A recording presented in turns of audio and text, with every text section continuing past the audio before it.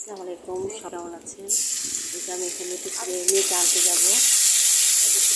রান্না বান্না করে আসছি, সকালে করে আসছি সব কিছু এখানে আনতে যাওয়া আমার কাজিনের ঘর। তাহলে ফুড আছে না, অনেকে ফুড কী বলে যায় না, ফুড ভাজা খায়। আমরা ফুড আব্বার জন্য ফুড ভাজা করছিলাম। আর এখানে আমি ছোটো মাছ, ট্যাংরা মাছ রান্না করবো, যে জিরা দিয়ে। তারপর ওই যে ঘর দুয়ার এলোমেলো হয়ে আছে, ফাঁকে ফাঁকে একটু ঘর দুয়ারও গোছাচ্ছিলাম, যে গুছিয়ে এখানে বিল্ডিং হচ্ছে, দোতলা পর্যন্ত করা হচ্ছে। রান্নার ফাঁকে ফাঁকে ঘর দুয়ারগুলো গোছানো হয়নি। আর এই যে রান্না টান্না করে রান্না করে তারপর গোছাবো। অবস্থা হয়েছে এটা, খুব ভাজতেছে, দেখলাম যে কেমন হয়েছে, লবণ টবণ আছে কিনা।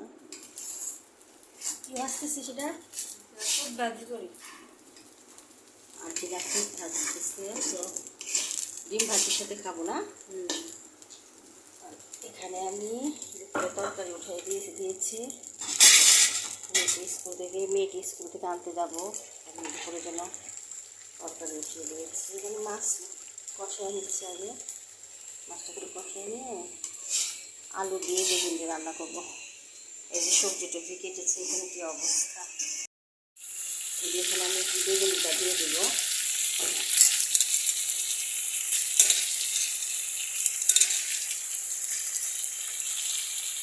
তারপর এখানে বড় এটা দিয়ে ট্যাংরা মাছ রান্না করবো। দিতে যাচ্ছি,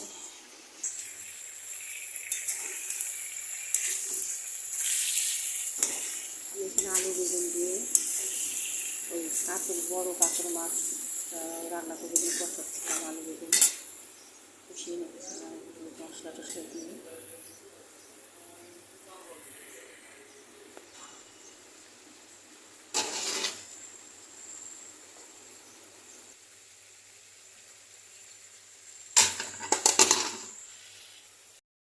হয়ে গেছে, নামিয়ে রাখলাম। এখন আমি ট্যাংরা মাছ চচ্চড়ি, এখানে রান্নাটা শেষ হয়ে গেল। ট্যাংরা মাছটাও রান্না করে মেয়েকে আনতে গেলাম। জায়গা না, যে মেয়েকে স্কুল থেকে নিয়ে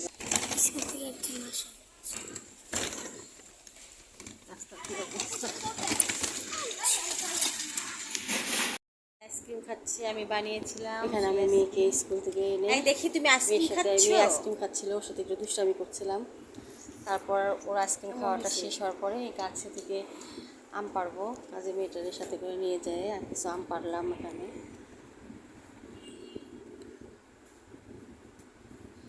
আমাকে একটু দিবা, একটু দাও, আমি একটু খেয়ে দেখি। তোমার বাবা কি আমার আইসক্রিম কিনে দিচ্ছে? আমার বাবা না দিল, আমি টাকা বাবা তো টাকা দিচ্ছে বলি তো তুমি কিভাবে বানাইলা? বানিয়েছি তো, বুঝা উচিত।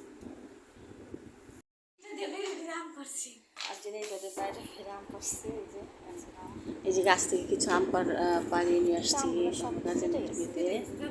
সব দেখতে বললাম, দেখতে এই দিয়ে ধরলে ও হইতো না। এই যে আমগুলো ফেটে গেছে সব।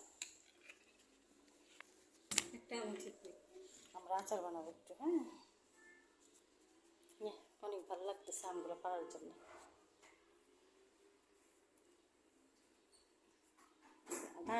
তো আজ এখানে এ পর্যন্তই, আল্লাহ হাফেজ।